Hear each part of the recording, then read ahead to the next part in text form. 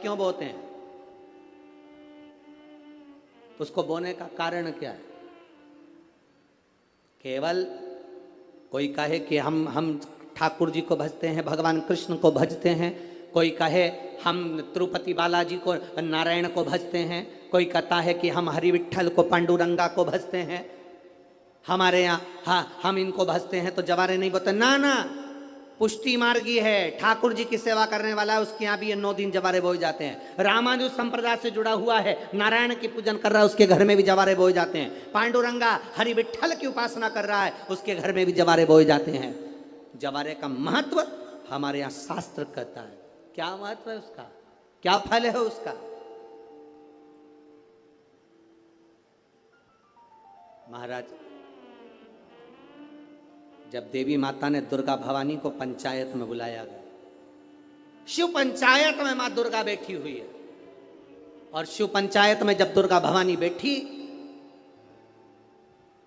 उपद्रवियों ने उपद्रव मचाया, अहंकारियों ने अहंकार मचाया, असुरों ने, राक्षसों ने हाहाकार मचाना प्रारंभ करा। तब उस समय पर देवाधिदेव महादेव माता पार्वती को देखकर, दुर्गा भवानी को देखकर मुस्कुरा रहे थे। केवल शिव मुस्कुरा रहे हैं, पार्वती को देखकर, दुर्गा भवानी को देखकर, मां जगत जननी को देखकर केवल मुस्कुरा रहे हैं। तब देवता सूर्य नारायण ने भगवान शिव जी को देखकर हाथ जोड़कर प्रार्थना करी।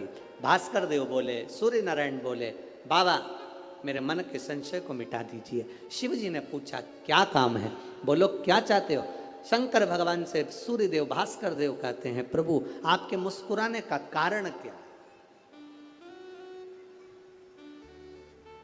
भारत की भूमि पर जितनी जगह पर भी आप लोग कथा सुन रहे हो, आस्था चैनल पर, फेसबुक, यूट्यूब पर जितने लोग कथा सुन रहे हो, बड़े ध्यान से सुनना कि जवारे क्यों बोए जाते हैं। नवरात्रि में जवारे की महत्वता क्यों होती है, क्यों बोया जाता है, मिट्टी में गेहूं डालकर क्यों उत्पन्न किया जाता है, उसकी महत्वता क्या है? सूर्य नारायण पूछ रहे हैं भगवान देवाधिदेव महादेव से, आप दुर्गा भवानी को देखकर मुस्कुराए, आप हंसे हैं, आपके चेहरे पर प्रसन्नता आई है, कारण क्या? और महाराज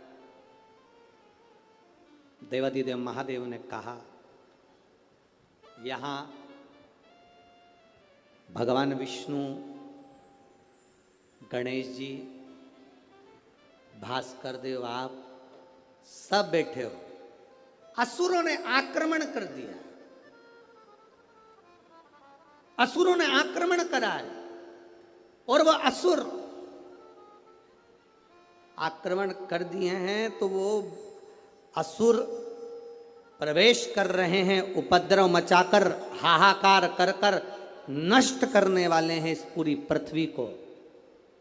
तो फिर उसको बचाएगा कौन, कैसे बचेगा? शिव जी ने कहा चिंता मत करो। दुर्गा ने अपने केश का स्मरण किया, एक केश को माता पार्वती जी ने अपने हाथों से छुआ, छूते ही एक कुंड में सुंदर जवारे उत्पन्न हुए हैं। जब तक वो जवारे बड़े नहीं हो जाते, जब तक वो जवारे थोड़े प्रबल नहीं हो जाते, तब तक एक भी असुर प्रवेश नहीं कर सकता, हाहाकार नहीं मचा सकता और अंदर आ नहीं सकता। शिव महापुराण की कथा कहती है, जवारे जिसके यहाँ बोए जाते हैं, जवारे का, आप लोग कहते हैं कहीं पर देवी जी बैठी हैं, किसी के यहाँ मिट्टी की मूर्ति आई, 21 फीट की, 41 फीट की, 15 फीट की, 10 फीट की, 25 फीट की देवी जी की प्रतिमा स्थापना हुई।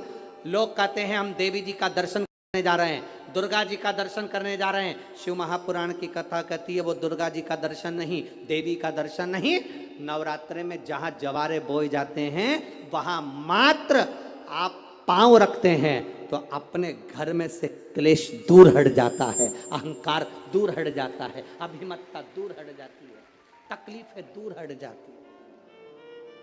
जिसके घर में जवारे बोए जाते हैं वहां से अहंकार, काम, लोभ, आसक्ति, वासना, तृष्णा और दुख, तकलीफें दूर हट जाती है। जवारे का मूल का तत्व आनंद, सुख। महाराज उसको समझने वाला समझ सकता।